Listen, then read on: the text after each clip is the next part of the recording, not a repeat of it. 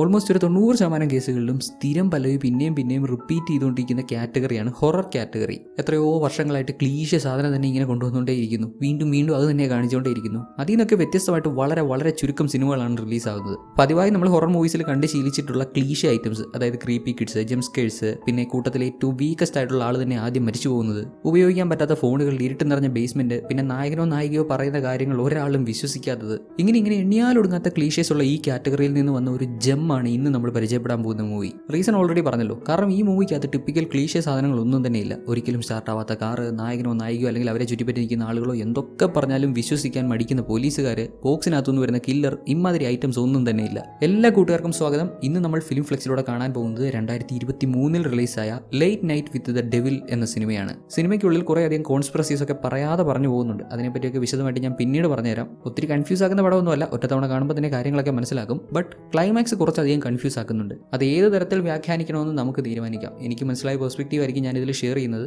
May be നിങ്ങൾ already ഈ cinema കണ്ടവരാണെങ്കിലും ഈ ഒരു എക്സ്പ്ലനേഷൻ കാണുമ്പോഴും കുറച്ചുകൂടെ ഡീറ്റെയിൽ ആയിട്ട് എന്തെങ്കിലുമൊക്കെ മനസ്സിലാക്കാൻ പറ്റിയെന്നിരിക്കാം, പുതിയൊരു പെർസ്പെക്റ്റീവ് ഉണ്ടായിരുന്നിരിക്കാം. അങ്ങനെയുള്ള കാര്യങ്ങളൊക്കെ കമന്റ് ചെയ്ത് അറിയിക്കാനും മറക്കരുത്. 1970കളിലാണ് ഈ കഥ നടക്കുന്നത്. ഈ ഒരു കാലഘട്ടത്തിലാണ് സാത്താൻ സേവയൊക്കെ ആളുകൾ ഏറ്റെടുക്കാൻ തുടങ്ങിയത്. തങ്ങൾ ആഗ്രഹിക്കുന്നത് എന്തും തരാൻ ശക്തിയുള്ള സാത്താനെ ആരാധിക്കാൻ തുടങ്ങി. സമൂഹത്തിൽ രാഷ്ട്രീയമായും സാമ്പത്തികമായും ഉന്നതിയിൽ നിൽക്കുന്ന ആളുകളൊക്കെ ഇങ്ങനെയുള്ള കൾട്ട് ഗ്രൂപ്പുകളുടെ ഭാഗമായി അവരുടെ നേട്ടങ്ങൾക്ക് വേണ്ടി ആ ഗ്രൂപ്പിനെ ഉപയോഗിക്കാൻ തുടങ്ങി. ഇതുവരെ റിലീസായിട്ടുള്ള ഒത്തിരി സിനിമകളിൽ നിങ്ങൾ ഈ കാര്യങ്ങളൊക്കെ കേട്ടിട്ടുണ്ടാവും. സാത്താൻ സേവ, ഇല്ലുമിനാറ്റി, അതേപോലെ കുറെ സിംബൽസ്. അവയിലൊന്നും തന്നെ ഇതിന്റെയൊക്കെ റൂട്ടിലേക്ക് ഇറങ്ങി പോകാൻ ശ്രമിച്ചിട്ടില്ല. ഈ സിനിമ ഇതിന്റെ റൂട്ടിലേക്ക് ഇറങ്ങി പോകുന്നുണ്ട്. സിനിമയ്ക്കുള്ളിൽ ഇതൊക്കെ അത്ര ഡീറ്റെയിൽ ആയിട്ട് കാണിക്കുന്നില്ലെങ്കിലും ഇതിനെ ചുറ്റിപ്പറ്റി കുറെ കോൺസ്പിറസീസും കാര്യങ്ങളും ഒക്കെ ഉണ്ട്, പല കഥകളും ഉണ്ട്. ഈ കാര്യങ്ങളൊക്കെ കഥയുടെ കൂടെ തന്നെ നമുക്ക് ഡിസ്കസ് ചെയ്തു പോകാം. ഇതൊക്കെ മനസ്സിലാക്കിയെങ്കിൽ മാത്രമേ ആക്ച്വലി ഈ സിനിമ എന്താണ് ഉദ്ദേശിക്കുന്നത് എന്ന് മനസ്സിലാക്കാൻ പറ്റൂ. എന്തിനോ വേണ്ടി സാത്താൻ സേവർ ആരെയൊക്കെ ബലി കൊടുത്തു, 13 ആളുകളെ ബലി കൊടുത്തു എന്നൊക്കെ പറഞ്ഞിട്ട് കാര്യമില്ലല്ലോ. ഇതൊക്കെ എന്തിനു വേണ്ടി എന്ന് മനസ്സിലാക്കണമല്ലോ.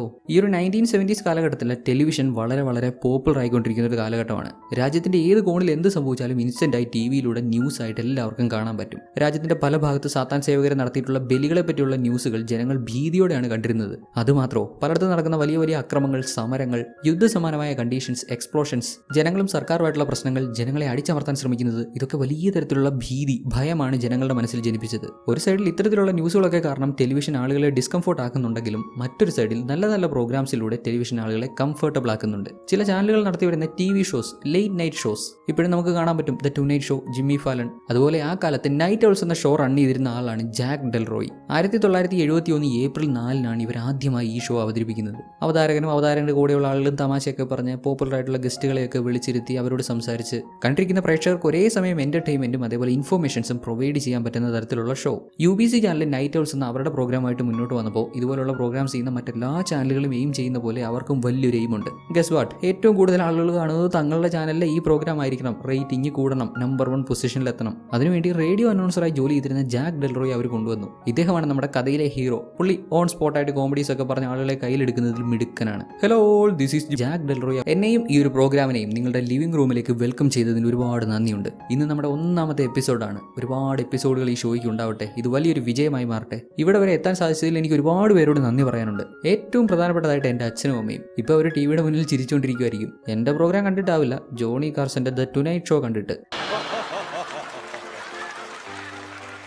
ഇങ്ങനെയൊക്കെ ഇൻസ്റ്റന്റ് ആയിട്ട് ഐറ്റംസ് ഇറക്കി വിട്ട് ആളുകളെ ചിരിപ്പിക്കാൻ ഇവൻ്റെ ഒരു പ്രത്യേക കഴിവാണ്. ഒരു കംപ്ലീറ്റ് എന്റർടൈൻമെന്റ് ഫാമിലി ഷോ എന്ന് തന്നെ പറയാം. ഇന്റർവ്യൂസ് ഉണ്ടാവും, സ്കിറ്റുകൾ ഉണ്ടാവും, ഗെയിംസ് ഉണ്ടാവും. അങ്ങനെ ആളുകളെ എന്റർടൈൻ ചെയ്യാൻ വേണ്ട കാര്യങ്ങളൊക്കെ ഇതിലുണ്ടാവും. നമ്മുടെ ജാക്ക് ഈ ഷോ അവതരിപ്പിക്കാൻ തുടങ്ങിയ അന്ന് മുതലേ വലിയ തരത്തിലുള്ള ജനപ്രീതി നേടിയെടുക്കാൻ അവർക്ക് സാധിക്കുന്നുണ്ട്. അതുകൊണ്ട് തന്നെ നവംബർ 1972, അതായത് ഷോ ആരംഭിച്ച ഏതാണ്ട് ഒരു 1.5 വർഷമായപ്പോഴേക്കും UBC ചാനലിന്റെ ഓണർ വോക്കർ ബെഡ്ഫോർഡ് തന്നെ മുൻകൈ എടുത്ത് നമ്മുടെ ജാക്കുമായി 5 വർഷത്തേക്കുള്ള കോൺട്രാക്ട് സൈൻ ചെയ്തു. ഈ ചുരുങ്ങിയ കാലയളവ് കൊണ്ട് തന്നെ ഇവരുടെ ചാനലിന്റെ ഷോ നമ്പർ 1 എത്തിക്കാൻ അവനെ കൊണ്ട് സാധിക്കുമെന്ന് അദ്ദേഹത്തിന് ഉറപ്പായിരുന്നു.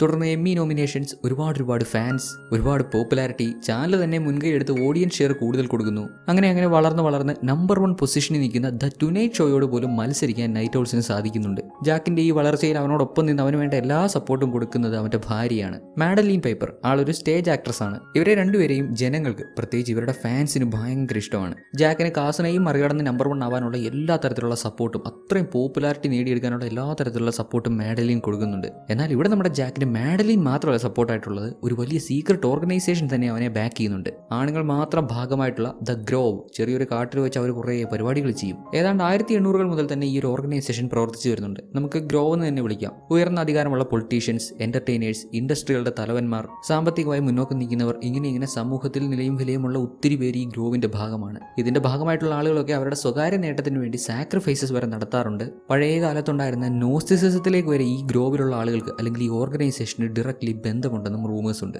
ദേ കണ്ടില്ലേ, ഇവരൊക്കെ വ്യത്യസ്ത തരത്തിലുള്ള ഡ്രസ്സസ് ഒക്കെ ധരിച്ച് വന്നിട്ട് അതിൽ ഒരാളുടെ കയ്യിൽ വൈനോ അല്ലെങ്കിൽ അങ്ങനെ എന്തോ ഒന്ന് കുടിക്കാൻ കൊടുക്കുന്നു. മേ ബി ഇതിനുശേഷം വല്ല ബലിയും നടത്താനായിരിക്കും ഉദ്ദേശം, അറിയില്ല. ഇവരുടെ ഈ ഗ്രോവ് അത്ര നല്ലതല്ലെന്നാണ് പൊതുവിൽ പറയപ്പെടുന്നത്. ഇത്ര വലിയൊരു ഓർഗനൈസേഷന്റെ ഭാഗമായിരുന്നിട്ടും നമ്മുടെ ജാക്കിന് കാസനെ ഒരു തവണ പോലും മറികടക്കാൻ സാധിച്ചിട്ടില്ല. എപ്പോഴും റേറ്റിംഗ് ക്ലോസ് ആയിട്ട് വരും, എന്നാൽ അദ്ദേഹത്തെ മറികടക്കാൻ ഇന്നേ വരെ പറ്റിയിട്ടില്ല. ഒരുപാട് എമ്മി നോമിനേഷൻസ്, മറ്റ് അവാർഡുകളുടെ നോമിനേഷൻസ്, എന്നാൽ ഒരു അവാർഡ് പോലും കിട്ടിയിട്ടുമില്ല. പറഞ്ഞു വരുമ്പോൾ നമ്മുടെ ഹാരി കെയിന്റെ അവസ്ഥ പോലൊക്കെ തന്നെ നന്നായിട്ട് പെർഫോം ചെയ്യുന്നുണ്ട്, മാക്സിമം ഔട്ട്പുട്ട് ഇടുന്നുണ്ട്. എന്നിട്ട് എന്ത് കാര്യം, 10-11 കൊല്ലം തുടർച്ചയായി ലീഗ് അടിച്ച ഒരു ക്ലബ്ബിലോട്ട് ചെന്ന് കയറി. പിന്നെ അവിടെ എന്താ സംഭവിച്ചതെന്ന് നിങ്ങൾക്ക് അറിയാലോ, ക്ലബിന് ഒരൊറ്റ ട്രോഫി പോലും നേടാൻ പറ്റിയില്ല. ഇവിടെയും ജാക്കിന്റെ സൈഡിൽ നിന്ന് പുള്ളിക്കാരനെ കൊണ്ട് പറ്റുന്ന പോലെ എല്ലാം അങ്ങേര് ചെയ്യുന്നുണ്ട്. ബട്ട് കാർസൺ അവിടെ ഉണ്ട്. നമ്പർ 1 പൊസിഷനിൽ പുള്ളി ഉള്ളിടത്തോളം ഇവൻ അങ്ങോട്ട് എത്താൻ പറ്റുന്നില്ല. പിന്നെയും കാര്യങ്ങൾ കൂടുതൽ വഷളാവാൻ പോകുന്നതേ ഉണ്ടായിരുന്നുള്ളൂ. ജാക്കിന് എല്ലാവിധ സപ്പോർട്ട് നൽകി അവനോടൊപ്പം അവന്റെ കൂടെ എന്നും ഉണ്ടായിരുന്ന അവന്റെ ഭാര്യ മാഡലീൻ. പുകവലി ഒട്ടുമില്ലായിരുന്നിട്ട് കൂടി പുള്ളിക്കാരിക്ക് ടെർമിനൽ ലങ് ക്യാൻസർ വരുന്നുണ്ട്. ശേഷം ഈ ഒരു രോഗാവസ്ഥയിലുള്ള മാഡലീൻ തന്നെ ഈ ഷോയിൽ വരുന്നുണ്ട്. പുള്ളിക്കാരുടെ അനുഭവങ്ങളൊക്കെ ഷെയർ ചെയ്യുന്നുണ്ട്. നൈറ്റ് ഔൾസിന്റെ ചരിത്രത്തിൽ ഏറ്റവും കൂടുതൽ റേറ്റിംഗ് കിട്ടിയ എപ്പിസോഡായിരുന്നു അത്. എന്നിട്ടും അവർക്ക് കാർസനെ ബീറ്റ് ചെയ്യാൻ സാധിച്ചില്ല. ഒരു പൊടിക്ക് കാർസൺ മുന്നിലായിരുന്നു. അദ്ദേഹത്തിന്റെ ടു-നൈറ്റ് ഷോ വിജയിച്ചു. ദെൻ ഏതാണ്ട് ഒരു 2 ആഴ്ച കൂടി കഴിഞ്ഞപ്പോഴേക്കും നമ്മുടെ ജാക്കിന്റെ ഭാര്യ മാഡലീൻ മരണപ്പെട്ടു. പിന്നീട് ഏതാണ്ട് 1 മാസത്തോളം ജാക്ക് ഷോ അവതരിപ്പിച്ചില്ല. ഭാര്യയുടെ മരണത്തെ തുടർന്ന് ഡിപ്രഷൻ അടിച്ചൊരുമാതിരി വല്ലാത്ത കണ്ടീഷനിലായി. പുള്ളിക്കാരൻ എവിടെയാണ് ജീവിക്കുന്നതെന്ന് പോലും പലർക്കും അറിയില്ല. ഏതാണ്ട് 1 മാസത്തിന് ശേഷം ഈ ഒരു അവസ്ഥയിൽ നിന്നൊക്കെ മാറി വീണ്ടും ഷോ അവതരിപ്പിക്കാനായിട്ട് ജാക്ക് വരുന്നുണ്ട്. UBC അദ്ദേഹത്തിന്റെ റിട്ടേൺ അനൗൺസ് ചെയ്തു. ഇദ്ദേഹത്തിന്റെ പേര് ഗസ്. ഇങ്ങനെയുള്ള ഷോസിൽ മെയിൻ അവതാരകന്റെ കൂടെ ഒരാൾ സപ്പോർട്ടിംഗ് ആയിട്ട് കാണുമല്ലോ, അദ്ദേഹമാണ് ഇദ്ദേഹം. ജാക്ക് ഷോയിൽ തിരിച്ചെത്തിയെങ്കിലും പഴയ പോലെ ഷോ റൺ ചെയ്യാൻ ഇദ്ദേഹത്തിന് സാധിക്കുന്നില്ല. കാർസൺ അവതരിപ്പിക്കുന്ന ടു-നൈറ്റ് ഷോ 3-ാം സ്ഥാനത്തുള്ളപ്പോൾ നമ്മുടെ ജാക്കിന്റെ ഷോ 39-ാം സ്ഥാനത്താണ്. ഓരോ എപ്പിസോഡ് കഴിയുന്തോറും അത് താഴേക്ക് പോയിക്കൊണ്ടിരിക്കുകയാണ്. അത്രയധികം വീക്കാണിപ്പോൾ. ഇദ്ദേഹമാണ് ലിയോ ഫിസ്ക്. ഇവരുടെ ഈ നൈറ്റ് ഔട്ട് ഷോയുടെ മെയിൻ പ്രൊഡ്യൂസറാണ്. പുള്ളി വിചാരിച്ച കണക്കെ കാര്യങ്ങളൊന്നും പോകാത്തതുകൊണ്ട് ഷോയുടെ റേറ്റിംഗ് പിന്നെയും കുറഞ്ഞുകൊണ്ടിരിക്കുന്നത് കൊണ്ട് ഓഡിയൻസ് ഷെയർ കുറയ്ക്കാൻ പുള്ളിക്കാരൻ തീരുമാനിക്കുന്നുണ്ട്. ജാക്കുമായി അതിന്റെ പേരിൽ വലിയ തരത്തിലുള്ള ഇഷ്യൂസ് ഒക്കെ ഉണ്ടാകുന്നുണ്ട്. പലപ്പോഴും ഷോസിനിടയിൽ വെച്ച് ജാക്ക് വല്ലാണ്ട് നാണം കെടുന്നുണ്ട്. 1971, 72, 73 ആ ഒരു ടൈമിലൊക്കെ ജാക്ക് അവതരിപ്പിച്ചിരുന്ന പോലെയല്ല അവനിപ്പോൾ ഷോ അവതരിപ്പിക്കുന്നത്. ഗസ്റ്റ് ആയിട്ട് വരുന്ന ആളുകൾ പോലും ജാക്കിനെ കളിയാക്കുന്നുണ്ട്. അതിന്റെ പേരിൽ ജാക്ക് ദേഷ്യപ്പെടുന്നുണ്ട്. സകല കൺട്രോളും പോയി എല്ലാം നഷ്ടപ്പെടുന്നു എന്നുള്ള ഒരു അവസ്ഥയിലാണ്. പോപ്പുലർ ആവണമെന്ന് ഇവൻ ഒരുപാട് ആഗ്രഹിച്ചു. ഏറ്റവും ടോപ്പ് റേറ്റിംഗ് ഉള്ള ഒരു എപ്പിസോഡെങ്കിലും പ്രസന്റ് ചെയ്യണമെന്ന് ഇവൻ ഒരുപാട് ആഗ്രഹിച്ചു. അതൊന്നും നടക്കുമെന്ന് തോന്നുന്നില്ല. ഇപ്പോൾ വർഷം 1977, അതായത് നമ്മുടെ ജാക്കിന് 1972 ഈ UBC ചാനലിന്റെ ഓണർ കൊടുത്ത കോൺട്രാക്ട് അവസാനിക്കാറായി. 5 വർഷ കോൺട്രാക്ട് അവസാനിക്കാറായി. അടുത്ത് ഹലോവീൻ ഡേയിലെ ഷോയാണ്. താൻ ഒരുപാട് ആഗ്രഹിച്ച പ്രശസ്തി, ആ പോപ്പുലാരിറ്റി, നമ്പർ 1 പൊസിഷൻ, റേറ്റിംഗിൽ നമ്പർ 1 വരിക, ഇതൊക്കെ നേടിയെടുക്കാൻ ഈ ഒരു ഹലോവീൻ നൈറ്റ്, ഈ ഒരു ഹലോവീൻ എപ്പിസോഡ് യൂസ് ചെയ്യാൻ അവൻ തീരുമാനിക്കുന്നു. അതിനുവേണ്ടി പുള്ളിക്കാരൻ എന്തൊക്കെയോ പ്ലാൻ ചെയ്തിട്ടുണ്ട്. മാത്രമല്ല ഈ ഷോ ഇന്നത്തെ എപ്പിസോഡ് ലൈവ് ആയിരിക്കും. സ്റ്റുഡിയോയിൽ നടക്കുന്ന കാര്യങ്ങൾ ഓൺ ടൈം പ്രേക്ഷകർക്ക് വീട്ടിലിരുന്ന് കാണാൻ പറ്റും. ഈ എപ്പിസോഡിന്റെ പേരാണ് late night with the devil. എപ്പിസോഡിലെ ഫസ്റ്റ് ഗസ്റ്റ് ആണ് ഇദ്ദേഹം ക്രിസ്റ്റു. ക്രിസ്തുവിന് സ്പിരിറ്റ്സിനോട്, ആത്മാക്കളോടൊക്കെ സംസാരിക്കാൻ പറ്റും. അവർ പറയുന്ന കാര്യങ്ങൾ മനസ്സിലാക്കാനും ആത്മാക്കൾക്ക് റിയൽ വേൾഡിലുള്ള ആരോടെങ്കിലും കമ്മ്യൂണിക്കേറ്റ് ചെയ്യണമെങ്കിൽ ഇയാളിലൂടെ കമ്മ്യൂണിക്കേറ്റ് ചെയ്യാനും സാധിക്കും എന്നൊക്കെയാണ് ക്രിസ്റ്റു പറയുന്നത്. അടുത്ത ഗസ്റ്റ് കാർമൈക്കൽ ഹെയ്ഗ്. പുള്ളിക്കാരൻ ഈ പ്രേതം, ഭൂതം, ആത്മാവ് അങ്ങനെയുള്ള കാര്യങ്ങളൊന്നും വിശ്വസിക്കുന്ന ആളല്ല. ഒരു മജീഷ്യനാണെന്ന് പറയാം, മെന്റലിസ്റ്റ് ആണെന്ന് പറയാം. മറ്റുള്ളവരെ ഹാലൂസിനേറ്റ് ചെയ്യാനൊക്കെ അറിയാവുന്ന, അങ്ങനെ അതിലൊക്കെ വിദഗ്ധനായിട്ടുള്ള ഒരു വ്യക്തിയാണ്. അടുത്ത guest doctor June Rose Mitchell. ഈ പുള്ളിക്കാരി ഏറ്റവും പുതിയതായിട്ട് എഴുതിയ ബുക്കാണ് conversation with the devil. Lily എന്നൊരു പെൺകുട്ടിയുടെ ജീവിതത്തിൽ നടന്നിട്ടുള്ള സംഭവങ്ങളെ ആസ്പദമാക്കിയാണ് ഈ ബുക്ക് എഴുതിയിട്ടുള്ളത്. ഈ ബുക്കിന്റെ സബ്ജക്റ്റായി ലില്ലിക്ക് ആത്മാക്കളുമായിട്ട് കമ്മ്യൂണിക്കേറ്റ് ചെയ്യാൻ പറ്റും, അല്ലെങ്കിൽ ആത്മാക്കൾക്ക് ലില്ലിയെ യൂസ് ചെയ്യാൻ പറ്റും. ഡോക്ടർ റൂൺ അതുമായി ബന്ധപ്പെട്ട് റിസർച്ച് ഒക്കെ ചെയ്യുന്ന വ്യക്തിയാണ്. സോ ഇന്ന് ഡോക്ടർ ജൂണും അവരോടൊപ്പം ലില്ലിയും ഈ ഷോയിൽ ഗസ്റ്റുകളായി വരും. പിന്നെ സ്റ്റുഡിയോയിൽ എത്തിയിട്ടുള്ള ഓഡിയൻസ് ഹലോവീൻ ഡേ ആയതുകൊണ്ട് തന്നെ ഒട്ടുമിക്ക ആളുകളും ക്രീപ്പി കോസ്റ്റ്യൂംസ്, അമ്മാതിരി ടൈപ്പ് ഓഫ് കോസ്റ്റ്യൂംസ് ഒക്കെ ധരിച്ചാണ് വന്നിരിക്കുന്നത്. അങ്ങനെ ഇന്ന് ഈ ഷോയിൽ പങ്കെടുക്കാൻ വരുന്ന ഗസ്റ്റുകളെ പറ്റിയും ഓഡിയൻസിനെ പറ്റിയൊക്കെ പറഞ്ഞ് നമ്മുടെ ഗസ് ജാക്കിനെ ഇൻവൈറ്റ് ചെയ്യുന്നു. പതിവായിട്ട് ഈ ഒരു ഡോർ തുറക്കുമ്പോൾ ജാക്ക് ഇറങ്ങി വരേണ്ടതാണ്. ഇന്നെന്തോ ജാക്കിനെ അവിടെ കാണുന്നില്ല. ജാക്ക് എവിടാ നീ? ഹലോ ജാക്ക്, ഇതൊരു ലൈവ് ഷോ ആണ്. നോക്കുമ്പോൾ എന്താ സംഭവം? ഇന്ന് ഹലോവീൻ ഡേ അല്ലേ? അതുകൊണ്ട് ആദ്യം തന്നെ ഗസ്സിനെ പേടിപ്പിച്ച് തുടങ്ങാന്നുള്ള മട്ടിൽ ജാക്ക് ദാ ഗസ്സിന്റെ പുറകിൽ കോസ്റ്റ്യൂം ഒക്കെ ധരിച്ച് വന്നിരിക്കുന്നു. അവിടെ നിന്ന് തുടങ്ങി പഴയ പോലെ കോമഡിയൊക്കെ പറഞ്ഞ് നല്ല രീതിയിൽ ഷോ അവതരിപ്പിച്ച് തുടങ്ങുവാണ് ജാക്ക്. ഇത്തരത്തിലുള്ള ഷോസിന്റെ ഒരു രീതി അറിയാലോ. ആദ്യം തന്നെ പോയി ഗസ്റ്റിനെ വിളിക്കത്തില്ല. ഇവർ കുറേ അധികം കാര്യങ്ങൾ സംസാരിക്കും. റീസെന്റ് നടന്നിട്ടുള്ള ഇവന്റ്സ്, സോഷ്യൽ മീഡിയയിൽ ട്രെൻഡിങ് ആയിട്ടുള്ള ടോപ്പിക്കുകൾ.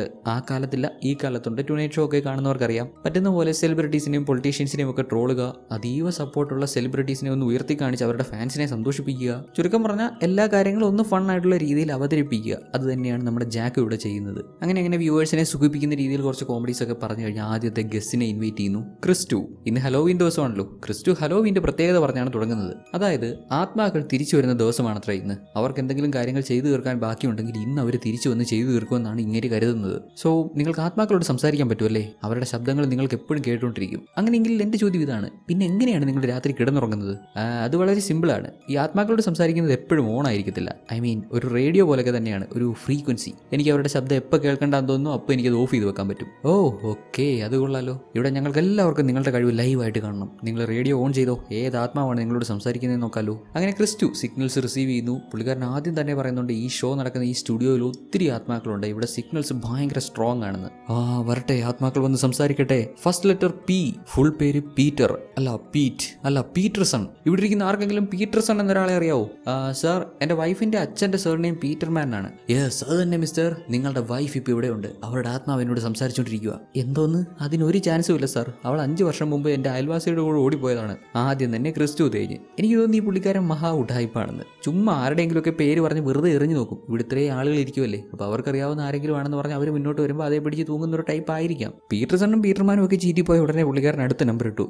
എനിക്ക് വേറൊരു സിഗ്നൽ കിട്ടുന്നുണ്ട്, എലിസബത്ത്. നിങ്ങൾക്ക് ആർക്കെങ്കിലും എലിസബത്തിനെ അറിയോ? അതും ചീറ്റി. പിന്നെ ബെത്ത്, ബെറ്റി അങ്ങനെയുള്ള പേരുകളൊക്കെ പറഞ്ഞു നോക്കുന്നുണ്ട്. ഇതെല്ലാം ചീറ്റിപ്പോയി. എന്ത് ചെയ്യാനല്ലേ, ഒരു ലൈവ് ഷോയിൽ വന്ന് ഇങ്ങനെ മെഴുകാനും വേണം ഒരു ധൈര്യം. ഇത് പിന്നെ ഇടയ്ക്കിടെ ഇങ്ങനെ സംഭവിക്കാറുള്ളതാണ്. ഈ സിഗ്നൽസ് എല്ലാം കൂടെ കൂട്ടിക്കൊഴിഞ്ഞ് വരുന്നുണ്ട്. എനിക്ക് കറക്റ്റായിട്ട് പിടി കിട്ടിയില്ല. ഇനി നമുക്കൊന്ന് ട്രൈ ചെയ്ത് നോക്കാം. പുള്ളി ഓഡിയൻസിൽ ഏറ്റവും മുന്നിലിരിക്കുന്ന ഒരു അമ്മയുടെ മകളുടെ അടുത്ത് ചെന്ന്, മാം, നിങ്ങൾക്ക് എഡ്ഡി എന്ന് പറയുന്ന ആരെങ്കിലും അറിയോ? അവർക്കറിയാം ഈ അമ്മയുടെ മകനാണ് എഡ്ഡി. എഡ്ഡിയുടെ സഹോദരിയാണ് ദേ ഈ പുള്ളിക്കാരി. നിങ്ങളുടെ മകൻ എഡ്ഡി, എഡ്മണ്ട്, അവൻ സ്വയം അവന്റെ ജീവൻ എടുത്തതല്ലേ? അതെ സാർ, 5 വർഷങ്ങൾക്ക് മുമ്പ്. യെസ്, എനിക്ക് എല്ലാ കാര്യങ്ങളും അറിയാം. എഡ്ഡിക്ക് ഇപ്പോൾ നിങ്ങളോട് കുറച്ച് കാര്യങ്ങൾ പറയാനുണ്ട്. അവൻ ഇപ്പോൾ വളരെ സമാധാനത്തിലാണ്. അവന്റെ കാര്യം ഓർത്ത് നിങ്ങൾ വിഷമിക്കേണ്ടതില്ല. പിന്നെ പാപ്പ എന്നൊരു വാക്ക് ഇങ്ങനെ തുടർച്ചയായിട്ട് എനിക്ക് കേൾക്കാൻ പറ്റുന്നുണ്ട്. എന്താ അത്? അന്നേരം എഡ്ഡിയുടെ സഹോദരി, ഇല്ല പാപ്പ എന്ന് അവൻ യൂസ് ചെയ്തതായിട്ട് എനിക്കറിയത്തില്ല. ഞങ്ങൾ ഡാഡിനെ തന്നെ വിളിച്ചിരുന്നേ, പാപ്പ എന്നൊന്നും വിളിച്ചിരുന്നില്ല. മുളനിക്ക് എഡ്ഡി പാപ്പ എന്ന് ഉദ്ദേശിക്കുന്നത് അവന്റെ അച്ഛനെ അല്ല. ചെറുപ്പത്തിൽ എഡ്ഡിക്ക് ഒരു ടോയ് ഉണ്ടായിരുന്നു, ഒരു ടെഡി.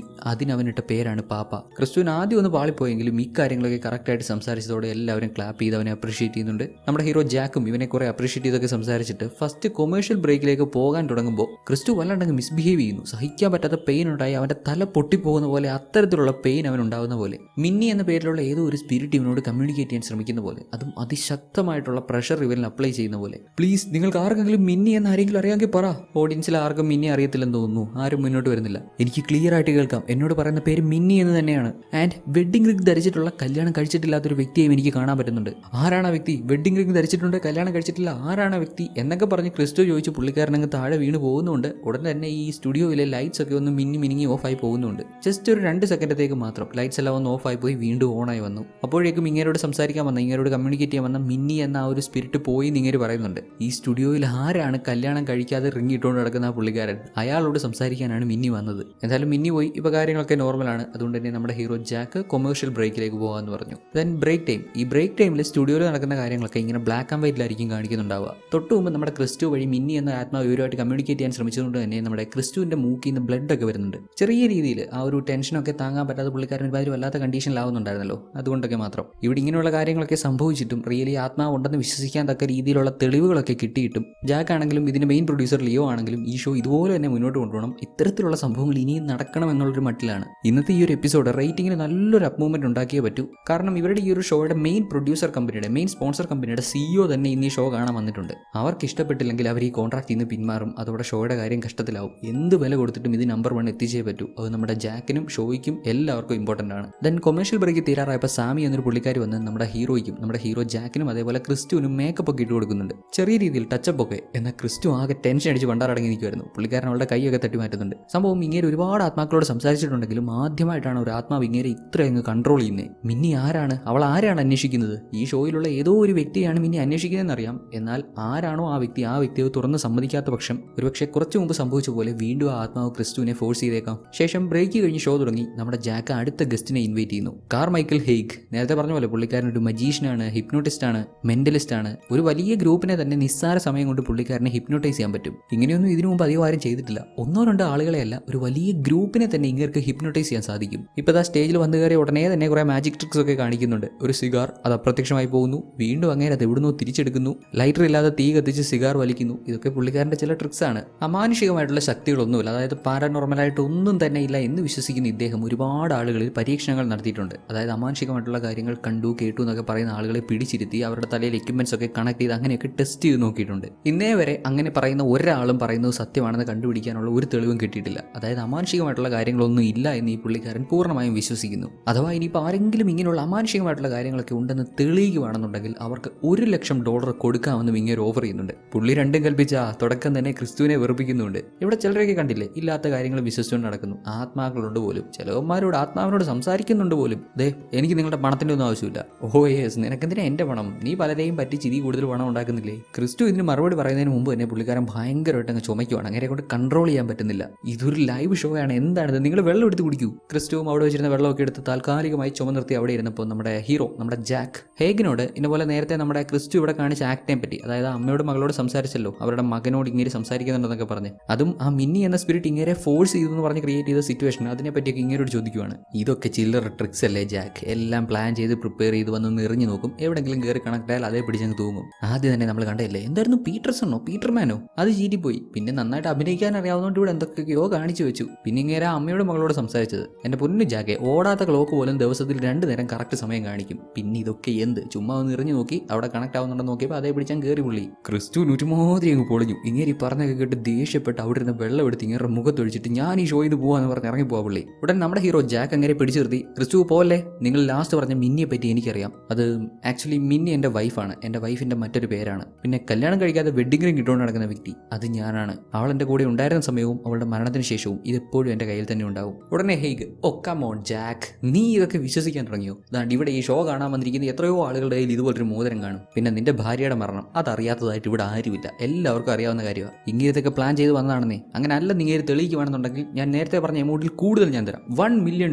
ഞാൻ തരാം. ധൈര്യം ഉണ്ടെങ്കിൽ ഈ ചലഞ്ച് അക്സെപ്റ്റ് ചെയ്യട്ടെ എന്നൊക്കെ പറഞ്ഞ് ഇങ്ങനെ പറയുന്ന അതേ സമയം തന്നെ നമ്മുടെ ക്രിസ്തുവിന്റെ കണ്ടീഷൻ വളരെ മോശമായിക്കൊണ്ടിരിക്കുകയാണ്. ഓൾറെഡി പുള്ളിക്കാരന് ചുമയൊക്കെ വന്ന് വല്ലാത്തൊരു കണ്ടീഷനിലായിട്ടുണ്ടായിരുന്നു. ഇപ്പൊ നേരെ നിൽക്കാൻ പോലും പറ്റുന്നില്ല, വീണ് പോകുന്നുണ്ട്. എന്തിനേറെ ക്രിസ്തു അവിടെ ഛർദ്ദിച്ച് വെക്കുന്ന പോലും ഉണ്ട്. അതും ആ ഛർദ്ദിൽ തെറിച്ച് വന്ന് നമ്മുടെ ഹെയ്ഗിന്റെ കോട്ടിലും വീഴുന്നുണ്ട്. എന്നാൽ ഇതൊന്നും ഒരു സാധാരണ രീതിയിലല്ല. സാധാരണ ഒരാൾ ഛർദ്ദിക്കുമ്പോൾ ഇങ്ങനെയാണ് വരുന്നത്. ഇത് എന്ത് കളർ ഇത്? ഉടനടി ജാക്ക് കൊമേഴ്ഷ്യൽ ബ്രേക്കിലേക്ക് പോകാൻ പറഞ്ഞിട്ട് ഇവിടെ ഇപ്പോൾ കണ്ടീഷൻ വളരെ മോശമായിക്കൊണ്ടിരിക്കുന്ന നമ്മുടെ ക്രിസ്തുവിനെ അവരെല്ലാം കൂടെ പിടിച്ച് ഹോസ്പിറ്റലിലേക്ക് കൊണ്ടുപോകുന്നുണ്ട്. സ്റ്റുഡിയോ ക്ലീൻ ചെയ്യുന്നു, ഹെയ്ഗിന് പുതിയ കോട്ട് കൊടുക്കുന്നു. ഇപ്പോഴും ഹെയ്ഗ് പറയുന്നത് ഇതെല്ലാം അവന്റെ അടവ് മാത്രമാണ്, ക്രിസ്തു പ്ലാൻ ചെയ്ത് വന്നതാണെന്നേ. എന്തായാലും തിരക്ക് പിടിച്ച് ഇവിടെ വരുത്തേണ്ട മാറ്റങ്ങളൊക്കെ വരുത്തി ക്രിസ്തുവിനെ ഹോസ്പിറ്റലിലേക്ക് കൊണ്ടുപോയി കണ്ടീഷനൊക്കെ ഒന്ന് നോർമലാക്കി വീണ്ടും ഷോ സ്റ്റാർട്ട് ചെയ്തു. അടുത്ത ഗസ്റ്റിനെ വിളിക്കേണ്ട സമയമായി. അടുത്ത് വരാൻ പോകുന്ന ഗസ്റ്റും ഹെയ്ഗിന്റെ അഭിപ്രായത്തോട് ഒട്ടും യോജിക്കുന്ന ആളല്ല, ഡോക്ടർ ജൂൺ ആണത്. പുള്ളിക്കാരി റീസെന്റ് എഴുതിയ ബുക്കാണ് conversation with the devil. Lily എന്നൊരു പെൺകുട്ടിയുടെ ജീവിതത്തിൽ നടന്ന കാര്യങ്ങളെ ആസ്പദമാക്കിയാണ് ആ ഒരു ബുക്ക് എഴുതിയത്. ആ ബുക്കിൽ അവർ പറയുന്നത് ആത്മാക്കളും ഭൂതങ്ങളും പ്രേതങ്ങളും ഒക്കെ ഉണ്ട്, ഇതൊക്കെ റിയൽ ആണെന്നാണ്. ആക്ച്വലി എന്താണ് ലില്ലിയുടെ ലൈഫിൽ സംഭവിച്ചത് അതിനെപ്പറ്റി ഇവരൊരു ഷോർട്ട് വീഡിയോ കാണിക്കുന്നുണ്ട്. ചർച്ച് ഓഫ് അബ്രാക്സസ് എന്ന ഒരു സാത്താൻ ആരാധന കേന്ദ്രം, അവിടുത്തെ ഫാദറാണ് സാൻഡോർ ഡിയാബോ. അവരാരാധിക്കുന്ന അബ്രാക്സസ് അല്ലെങ്കിൽ സാത്താൻ പറയുന്നത് നല്ലത് മോശം അങ്ങനെയൊന്നുമില്ല, നമ്മൾ എന്തിനു വേണ്ടി ആഗ്രഹിക്കുന്നോ അത് നേടിയെടുക്കാൻ വേണ്ടി എന്തും ചെയ്യുക. അതിപ്പോൾ എത്ര ക്രൂരമായിട്ടുള്ള കാര്യങ്ങളാണെങ്കിലും അത് ചെയ്ത് നമ്മൾ ആഗ്രഹിക്കുന്ന കാര്യം നേടിയെടുക്കുക എന്നുള്ളതാണ്. അതിനുവേണ്ടി ഒരു ബലിയൊക്കെ നടത്താറുണ്ട് അത്രേ, ആളുകളെ കൊല്ലാറുണ്ട് പോലും. കൊച്ചു പെൺകുട്ടികളെ, ചെറിയ പ്രായത്തിലുള്ള പെൺകുട്ടികളെ വരെ ഇവർ കടത്തിക്കൊണ്ട് പോകാറുണ്ട്. പല പെൺകുട്ടികളും ഇതിനൊക്കെ വഴങ്ങി കൊടുക്കുന്നതായിട്ടും വീഡിയോയിൽ കാണാം. അങ്ങനെ ഇരിക്കുകയാണ് ഈ FBI ഈ ചർച്ച് ഓഫ് അബ്രാക്സസിനെ പറ്റിയുള്ള ഇൻഫർമേഷൻ കിട്ടുന്നത്. ഇങ്ങനെ ബലിയൊക്കെ നടക്കുന്നുണ്ടെന്ന് അറിഞ്ഞാൽ പിന്നെ അവർ ചുമ്മാതിരിക്കത്തില്ലല്ലോ. അതും ചെറിയ പെൺകുട്ടികളെ തട്ടിക്കൊണ്ട് പോയോ അല്ലെങ്കിൽ ആ പെൺകുട്ടികളെ ഓരോന്ന് കാണിച്ച് മയക്കി ആ ഒരു തരത്തിലേക്ക് കൺവേർട്ട് ചെയ്തെടുത്തോ അങ്ങനെയൊക്കെ ചെയ്യുവാണെന്നുണ്ടെങ്കിൽ ഉറപ്പായും FBI ഇടപെടും. അങ്ങനെ 1974 ഓഗസ്റ്റിൽ FBI ഈ കാര്യത്തിൽ ഇടപെട്ടു. ഈ പറഞ്ഞ ഫാദർ ഡിയാബോയെ സപ്പോർട്ട് ചെയ്യുന്ന ഒരുപാട് ആളുകൾ അങ്ങേർക്ക് സപ്പോർട്ടായിട്ടുണ്ട്. ആ ഒരു ഏരിയയിൽ ഒത്തിരി ആളുകൾ അങ്ങനെ സപ്പോർട്ട് ചെയ്യുന്നുണ്ട്. അതുകൊണ്ട് തന്നെ FBIക്ക് 3 ദിവസം വേണ്ടി വരുന്നുണ്ട് അവരെ കീഴടക്കാൻ. സ്റ്റിൽ ഡിയാബോയും അങ്ങേരുടെ ഫോളോവേഴ്സിനെയും ജീവനോട് പിടിക്കാൻ സാധിച്ചില്ല. FBI തങ്ങളെ കീഴടക്കും എന്നൊരു സിറ്റുവേഷൻ ആയതോടെ അവരെല്ലാം ചുറ്റുപാടും തീയിട്ട് സ്വയം അതിൽ വെന്തുരുകി മരിച്ചു. അതിൽ നിന്ന് രക്ഷപ്പെട്ടത് ഒരേ ഒരു പെൺകുട്ടി മാത്രമാണ്, അവളാണ് ലില്ലി. 10 വയസ്സ് മാത്രം പ്രായമുള്ള നമ്മുടെ ലില്ലിയെ FBI ട്രീറ്റ്മെന്റിന് വിധേയമാക്കി. എന്തായിരുന്നു ഡിയാബോയുടെ ആക്ച്വൽ പ്ലാൻ, പുള്ളിക്കാരൻ എന്തുദ്ദേശിച്ചാണ് ഇങ്ങനെയൊക്കെ കാണിച്ചു കൂട്ടിയത് എന്നറിയാൻ ഇവളിലൂടെ എന്തെങ്കിലും ഒരു സാധ്യത ഉണ്ടെങ്കിൽ അതിനുവേണ്ടിയുള്ളൊരു ശ്രമമാണ്. അങ്ങനെയൊക്കെ കുറേ നാളത്തെ ട്രീറ്റ്മെന്റിന് ശേഷമാണ് നമ്മുടെ ലില്ലിയെ അവർ ഡോക്ടർ ജൂണിനെ ഏൽപ്പിക്കുന്നത്. ഡോക്ടർ ജൂണും ലില്ലിയുമായിട്ട് അടുത്തു. ഡോക്ടർ ജൂണിന്റെ പരീക്ഷണങ്ങളിലൂടെ ലില്ലിയുടെ ഉള്ളിലുള്ള ആത്മാവുമായിട്ട് അവൾക്ക് സംസാരിക്കാൻ സാധിച്ചു. ലില്ലിയുമായിട്ട് ഒരുപാട് ആത്മാക്കൾ കോൺടാക്ട് ചെയ്യുന്നുണ്ട്. അതായത് ലില്ലിയുടെ ശരീരത്തിലൂടെ ആ ആത്മാക്കൾ പുറത്തേക്ക് വരാൻ ശ്രമിക്കുന്നുണ്ട്. സ്പിരിറ്റ്സിനെ സംബന്ധിച്ചെന്നൊക്കെ പറയത്തില്ലേ, അതുപോലൊക്കെ തന്നെയുള്ളൊരു സംഭവം. ഡോക്ടർ ജൂൺ എങ്ങനെയൊക്കെയോ നമ്മുടെ ലില്ലിയിലൂടെ കുറേ ആത്മാക്കളോട് സംസാരിച്ചിട്ടുണ്ട്. ഒരുമാതിരി ക്രീപ്പി ആയിട്ടുള്ള അലർ വിളിക്കുന്ന ശബ്ദങ്ങളൊക്കെ ലില്ലിയോട് ഡോക്ടർ ജൂൺ ഇതിനു മുമ്പ് സംസാരിച്ചപ്പോൾ റെക്കോർഡ് ചെയ്തിട്ടുള്ള ഓഡിയോസിൽ നമുക്ക് കേൾക്കാൻ പറ്റുന്നുണ്ട്. ഓഫ് കോഴ്സ് പ്രേതങ്ങൾ പുറത്ത് വന്ന് സംസാരിക്കുമ്പോൾ ലില്ലിയുടെ സൗണ്ടൊക്കെ മാറി അവൾ പ്രേതങ്ങളുടെ സൗണ്ടിലായിരിക്കുമല്ലോ സംസാരിക്കുന്നത്. അങ്ങനെയൊക്കെ ഭയങ്കര ക്രീപ്പി ആയിട്ടുള്ള ശബ്ദങ്ങളൊക്കെ. ഓ പിന്നെ പ്രേതം വന്ന്, ഇതൊക്കെ എന്ത് വെറും ഡൈവ്, ഇതൊക്കെ ഞാൻ ഇപ്പോൾ പ്രൂവ് ചെയ്ത് തരാം, 1 മില്യൺ ആണ് ഞാൻ മുന്നിൽ വെച്ചേക്കുന്നത്, ധൈര്യം ഉണ്ടെങ്കിൽ അവർ പ്രേതം ഉണ്ടെന്ന് പ്രൂവ് ചെയ്യട്ടെ എന്ന മട്ടിലാണ് ഹേഗ്. ജാക്ക് ഡോക്ടർ ജൂണിനെയും ലില്ലിയും ഇൻവൈറ്റ് ചെയ്തു. ഡോക്ടർ ജൂൺ വന്നു, ലില്ലി വന്നു. ലില്ലിയെ കണ്ടില്ലേ, ഭയങ്കര ആക്റ്റീവ് ആയിട്ടുള്ള ഒരു കുട്ടി. ചാടി ഇറങ്ങി നേരെ വന്ന് ക്യാമറയിലോട്ടൊക്കെ നോക്കി ചിരിച്ച്, പാവം 10-13 വയസ്സല്ലേ ഉള്ളൂ, യൂണിക്കോൺസും മായ കണ്ണിന് ബെൻഡനും ഒക്കെ കണ്ടു വളർന്ന കുട്ടിയാണ്. ഒരുമാതിരി അങ്ങ് അപ്ഡേറ്റഡ് ടൈപ്പ് ഒന്നുമല്ല, എല്ലാ തരത്തിലുള്ള കുട്ടിത്തരങ്ങളും ഉള്ള ഒരു കുട്ടി. എവിടെയൊക്കെയോ കുറച്ച് ക്രീപ്പി ആണെന്ന് മാത്രം, ചില സമയത്ത് ഒരുമാതിരി ഓക്വേർഡ് സ്വഭാവം കാണിക്കുന്നുണ്ട്. Welcome welcome. ആദ്യം തന്നെ നമുക്ക് കുറച്ച് ടഫ് ആയിട്ടുള്ള ക്വസ്റ്റ്യൻ ചോദിച്ചു തുടങ്ങാം. നിങ്ങൾ എപ്പോഴെങ്കിലും എൻ്റെ ഷോ കണ്ടിട്ടുണ്ടോ? ഓ ഇതുവരെയില്ല മിസ്റ്റർ ഡെൽറോയ്, സാധാരണ ഈ സമയത്തൊക്കെ ഞാൻ കിടന്നുറങ്ങുമായിരിക്കും, ബട്ട് എന്നാലും എനിക്ക് നിങ്ങളെ അറിയാം. ഓ പ്ലീസ് എന്നെ ജാക്ക് എന്ന് വിളിച്ചോളൂ. ജൂൺ നിങ്ങളെ പറ്റി എന്നോട് പറഞ്ഞിട്ടുണ്ട്, നിങ്ങൾ ഭയങ്കര ഹാൻസം ആണെന്ന് പറഞ്ഞിട്ടുണ്ട്. ആൻഡ് നിങ്ങളുടെ വൈഫിന്റെ വിയോഗത്തിൽ നിങ്ങൾക്ക് വിഷമമുണ്ടെന്നറിയാം. എനിക്ക് ആ ഒരു ഫീലിംഗ്സ് മനസ്സിലാവും. വേണ്ടപ്പെട്ടവരെ നഷ്ടപ്പെടുമ്പോൾ നമ്മൾ എന്തുമാത്രം വിഷമിക്കുമെന്ന് എനിക്കറിയാം. ആദ്യമൊക്കെ ഒറ്റപ്പെടൽ, അതിൻ്റെ ആ ഒരു വേദന, ആ പെയിൻ, അതിൽ നിന്നൊക്കെ പുറത്തു വരാൻ ഭയങ്കര ബുദ്ധിമുട്ടാവും.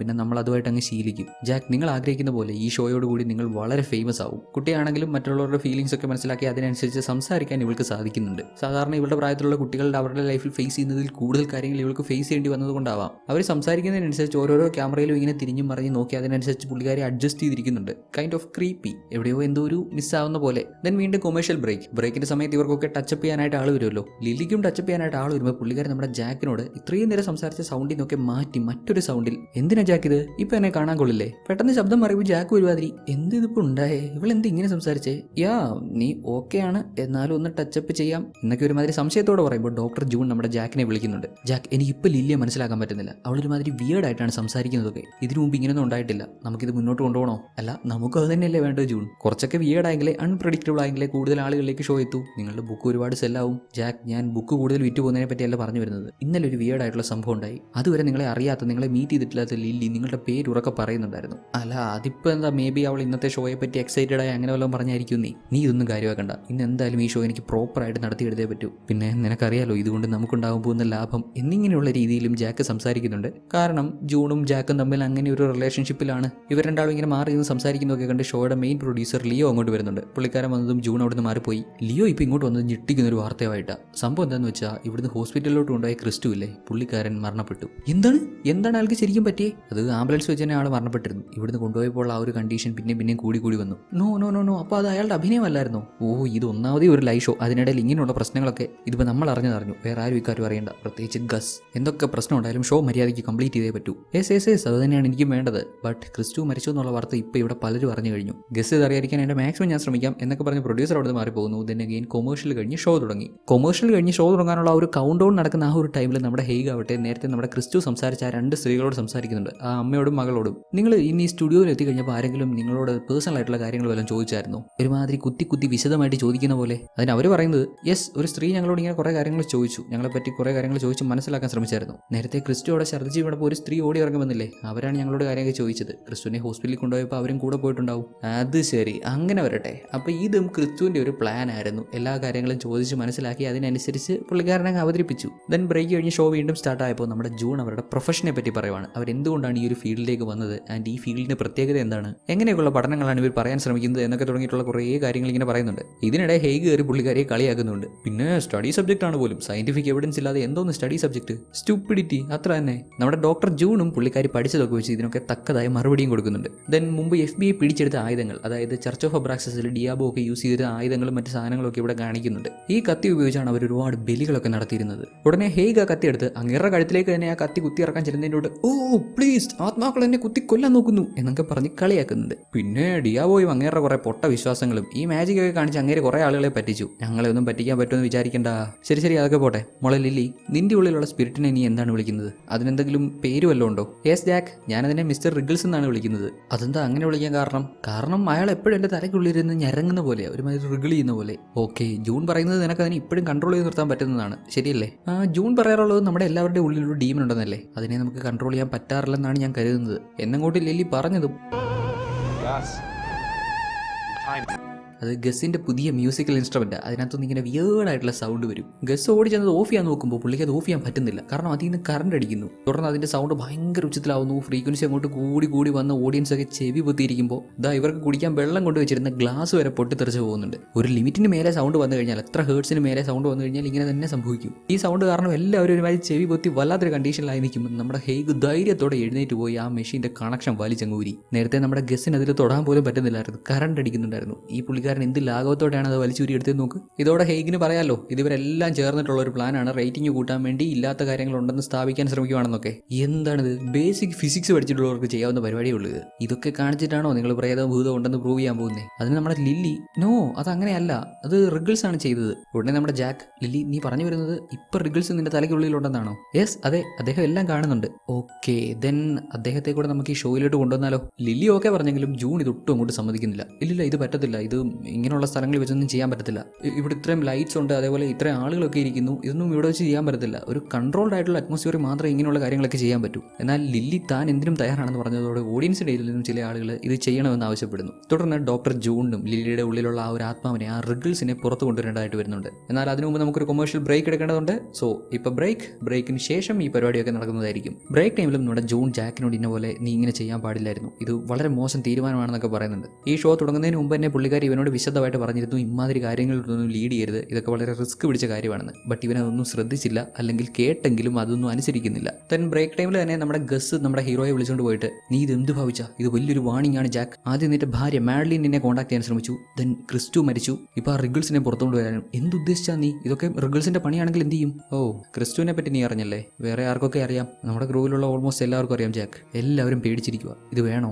ജാക്കിന് ഒട്ടും അങ്ങോട്ട് ഇഷ്ടപ്പെട്ടില്ല. നീ ഇതിലൊന്നും ഇടപെടണ്ട, നീ നിനക്ക് പറഞ്ഞിട്ടുള്ള ജോലി ചെയ്താൽ മതി എന്നുള്ള മട്ടിലാണ് പുള്ളിക്കാരൻ. അപ്പോഴേക്കും റിഗിൾസിനെ സമ്മൺ ചെയ്യാൻ ആവശ്യമായിട്ടുള്ള കാര്യങ്ങളൊക്കെ ഡോക്ടർ ജൂൺ അവിടെ സെറ്റ് ചെയ്യുന്നുണ്ട്. നമ്മുടെ ലില്ലിയുടെ കയ്യിൽ വിലങ്ങൊക്കെ ഇട്ട് അവളെ ഇരുത്തിയിരിക്കുന്ന ആ ഒരു കസേരയിൽ നിന്ന് അവൾക്ക് എഴുന്നേക്കാൻ പറ്റാത്ത വിധത്തിൽ ലോക്ക് ചെയ്യുന്നുണ്ട്. ലില്ലിയുടെ ഉള്ളിലുള്ള റിഗിൾസിനെ സമ്മൺ ചെയ്ത് പുറത്തു കൊണ്ടുവന്നാൽ അവനെ ഈ ലില്ലിയുടെ ബോഡി മൊത്തം കൺട്രോൾ ചെയ്യുന്ന റിഗിൾസ് ആയിരിക്കുമല്ലോ, അതുകൊണ്ടൊരു മുൻകരുതൽ. ബ്രേക്ക് കഴിഞ്ഞു, ഷോ തുടങ്ങി, സമ്മണിങ്ങും തുടങ്ങി. ഡോക്ടർ ജോണിന്റെ ഇൻസ്ട്രക്ഷൻസ് അനുസരിച്ച് നമ്മുടെ ലില്ലിയുടെ ഉള്ളിലുള്ള റിഗിൾസും പുറത്തു വന്നു. റിഗിൾസിന് റിയൽ ലോകത്തേക്ക് വരാൻ ഒരേ ഒരു മാർഗ്ഗം മാത്രമേ ഉള്ളൂ, അത് ലില്ലിയിലൂടെയാണ്. അതിന് റിഗിൾസിന് ഒരു കീ ആവശ്യമുണ്ട്. ഒരു കാരണവശാലും ആ കീ നമ്മൾ കൊടുക്കരുത് എന്നൊരു രീതിയിലും ഈ ഡോക്ടർ സംസാരിക്കുന്നുണ്ട്. അതെന്താണ് സംഭവം കുറച്ച് മുന്നോട്ടില്ലുമ്പോൾ നമുക്ക് മനസ്സിലാവും. ഇവിടെ ഇപ്പോൾ റിഗിൾസ് വന്ന് ഈ ഒരു സ്ഥലമൊക്കെ കണ്ടു കഴിഞ്ഞപ്പോഴത്തേക്ക് ഒരുമാതിരി കസേരയൊക്കെ വലിച്ച് പൊട്ടിക്കാനൊക്കെ ശ്രമിക്കുന്നുണ്ട്. ഇതാരാണ് ഈ ആളുകളൊക്കെ? ഇതെന്താണ് ഇവിടെ നടക്കുന്നത്? റിഗിൾസ് ഞാൻ പറയുന്നത് മാത്രം ശ്രദ്ധിക്കുക. ആക്ച്വലി എന്താണ് നിന്റെ പർപ്പസ്? അതാണ് ഞങ്ങൾക്ക് അറിയേണ്ടത്. പർപ്പസോ? അവൻ ഇവിടെ ഉണ്ടോ? എവിടെ അവൻ? എവിടെ ജാക്ക്? എവിടെ എന്നും പറഞ്ഞ് നമ്മുടെ ജാക്കിനെ നോക്കുന്നു. അല്ല അത് നമ്മളിതിനു മുമ്പ് പരിചയപ്പെട്ടിട്ടില്ലല്ലോ. ആരാ? എന്താ നീ ആരെയാ ജാക്ക് പറ്റിക്കാൻ നോക്കുന്നത്? നമുക്ക് കുറെ മുന്നേ അറിയാവുന്നതല്ലേ, ആ വലിയ മരങ്ങൾക്കിടയിൽ. ഓർക്കുന്നില്ലേ നീ? ഉടനെ ഡോക്ടർ ജോൺ ഇടപെട്ട് ലില്ലി എന്നെ നോക്ക് എന്ന് പറയുമ്പോൾ ഓ ജൂണി ഇതിനിടെ കയറി ഇടപെടാൻ വരരുത്. ഇവന്റെ കൂടെ പോയ ആ വേശ്യക്ക് എന്താ സംഭവിച്ചതെന്ന് നമുക്കറിയാം. അവളുടെ മരണം ലോകത്തിലെ വെച്ച് ഏറ്റവും മോശപ്പെട്ട മരണം. അത് കഴിഞ്ഞപ്പോൾ നീ അടുത്ത ആളെ നോക്കുവാണല്ലേ? ഡോക്ടർ ജൂണിനെ പോലൊരാളെ. ഇവിടെ റിഗിൾസ് പറയുന്നത് എന്താണെന്ന് മനസ്സിലായില്ലേ? നമ്മുടെ ജാക്കിന്റെ ഭാര്യ മാഡലിന്റെ മരണത്തെ പറ്റിയാണ് പറയുന്നത്. മാഡലിന്റെ മരണത്തിന് ശേഷം ജാക്കും ഈ ജൂണും തമ്മിൽ എന്തോ ഒരു റിലേഷൻഷിപ്പ് ഉള്ളതായിട്ട് നമുക്ക് നേരത്തെ തന്നെ സൂചന കിട്ടിയിരുന്നു. ഇപ്പൊ ഇവിടെ റിഗിൾസ് ജാക്കും ജൂണും എവിടെയോ പോയി എന്തൊക്കെയോ ചെയ്തു എന്ന അർത്ഥത്തിൽ പാടുന്നുണ്ടേ. ഒരു പക്ഷേ ജാക്കും ജൂണും തമ്മിൽ അങ്ങനെ ഒരു റിലേഷൻഷിപ്പ് ഉണ്ടായിരുന്നിരിക്കാം, ഉണ്ടെന്ന് തന്നെ വെച്ചോ. അവരത് രഹസ്യമായിട്ട് വെച്ചിരുന്നെങ്കിൽ ഇപ്പൊ ലില്ലിയുടെ ബോഡിയിലുള്ള റിഗിൾസ് അത് പബ്ലിക്കാക്കി. ഒന്നും നോക്കിയില്ല ഡോക്ടർ ജൂൺ ലില്ലിയുടെ ചെപ്പക്കുറ്റിക്കിട്ടൊരു ഒറ്റ അടി. ഓ ഐ എം സോറി ലില്ലി മോളെ, നീ ഓക്കെ അല്ലേ? നിങ്ങൾ എന്തിനാ എന്നെ അടിച്ചത് ഡോക്ടർ ജൂൺ? അത് മോളെ ഞാൻ മോളല്ല റിഗിൾസ് ആണ്. ഉടൻ ഡോക്ടർ ജൂൺ പുള്ളിക്കാരി കഴുത്തിൽ ധരിച്ചിരുന്ന ഒരു പെൻഡന്റ് പുറത്തെടുത്ത് ഇവളെ കൺട്രോൾ ചെയ്യാൻ ശ്രമിക്കുന്നു. കുരിശൊക്കെ വെച്ചിട്ട് ചെകുത്താന്മാരെ ഓടിക്കാൻ ശ്രമിക്കത്തില്ലേ, അതുപോലെ. ഇതിപ്പോൾ കുരിശല്ല, ഇതിലൊരു പ്രത്യേക ഇൻഫിനിറ്റി സിമ്പിൾ ഉണ്ട്. അതിന് താഴെയായിട്ടൊരു കണ്ണിന്റെ രൂപമൊക്കെ ഇങ്ങനെയുണ്ട്. ഏതായാലും ഇങ്ങനെയുള്ള ഡെവിൾസിനെയൊക്കെ കൺട്രോൾ ചെയ്യാൻ പറ്റേണ്ട ഒരു സാധനമാണ്. എന്നാൽ അതിവിടെ ഏൽക്കുന്നില്ല. ഡോക്ടർ ജൂൺ അതൊക്കെ പിടിച്ച് കുറേ മന്ത്രവാക്കുകൾ ഇങ്ങനെ പറഞ്ഞിട്ടും ലില്ലി നിർത്താതെ ചിരിക്കുവാണ്. ദേ അവളുടെ മുഖമൊക്കെ കണ്ടില്ലേ, പലയിടത്തും മുറിഞ്ഞിട്ടുണ്ട്, മൂക്കിന്ന് ബ്ലഡ് വരുന്നു. ആൻഡ് ഇവിടെ എല്ലാവരും നോക്കിയിരിക്കെ ഇവളിരിക്കുന്ന ഈ കസേര മൊത്തത്തിൽ ഇത് മുഴുവനായിട്ട് മുകളിലേക്ക് ഉയരുകയാണ്. അറ്റ് ദ സെയിം ടൈം സ്റ്റുഡിയോയുടെ മുകളിലുള്ള വയറിങ്സിലൊക്കെ ഇങ്ങനെ കറണ്ട് പാസ് ചെയ്യുന്ന പോലെ ഇത്ര തെളിച്ചത്തിൽ കാണാനും പറ്റുന്നുണ്ട്. പെട്ടെന്ന് ലൈറ്റ്സ് ഒക്കെ ഒന്ന് ഷെയ്ഡ് ആവുന്നുണ്ട്. ആൻഡ് നമ്മുടെ ലില്ലി ഉയർന്നു പോയിക്കൊണ്ടിരുന്ന ആ കസേരയോടെ താഴെ വീഴുന്നുണ്ട്. അതോടെ എല്ലാം നോർമലായി. റിഗിൾസ് മാറി ലില്ലിയായി വന്നു. ഇത്രയൊക്കെ കണ്ടതോടെ ഇവിടെയുള്ള ഒരാളൊഴികെ ബാക്കി എല്ലാവരും ഇമാതിരി കാര്യങ്ങളൊക്കെ വിശ്വസിക്കുന്നുണ്ട്. വിശ്വസിക്കാത്ത ഒരേ ഒരാൾ നമ്മുടെ കാർമൈക്കിൾ ഹെയ്ഗ് ആണ്. പുള്ളിക്കാരൻ ഇപ്പോഴും ഒരുമാതിരി ഇതെന്റെ കൺമുന്നിലാണ് നടന്നതെന്നുണ്ടെങ്കിലും ഇതിൽ എന്തൊക്കെയോ ട്രിക്സ് ഉണ്ട്, ഈ സ്റ്റുഡിയോയും കൂടെ ചേർന്നുള്ള കളിയാണ് എന്ന മട്ടിലാണ്. ഇത് ഞാൻ സമ്മതിച്ചു തരത്തില്ല, ഇവരുടെ പരിപാടി എന്താണെന്ന് ഞാൻ പൊളിച്ചു തരാം എന്നൊക്കെ പറഞ്ഞ് പുള്ളി വരുമ്പോൾ ജാക്ക് അതെ നിങ്ങൾക്ക് പറയാനുള്ളതെല്ലാം നിങ്ങൾക്ക് സമയം കിട്ടുമ്പോൾ പറയാം,